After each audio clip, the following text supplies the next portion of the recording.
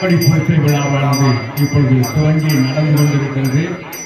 இந்த நிகழ்வுடைய பெரும் பிரபலங்களில் ஒருவராகிய சுருதிகார் சிவசாமி அவர்களுடைய பெற்றோர் திருவிளக்கேற்றி இங்கே இந்த நிகழ்ச்சியை துவக்கி வைத்திருக்கிறார்கள்.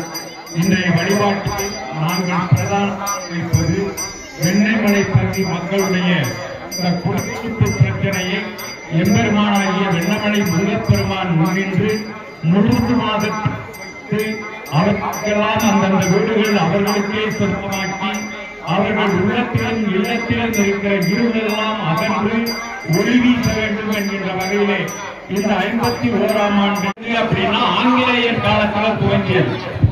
ஆங்கிலேயர் காலத்தில் ஜனவரி 1ஆம் தேதி தங்களுடைய போர் வீரர்கள் எல்லாம் முப்படை அதிகாரிகளை சந்தித்து அவர்களுக்கு தேங்காய் பழம் கொடுத்து வணக்கம் சொல்லி வணங்குவதை வழக்கமாக கொண்டார்கள்.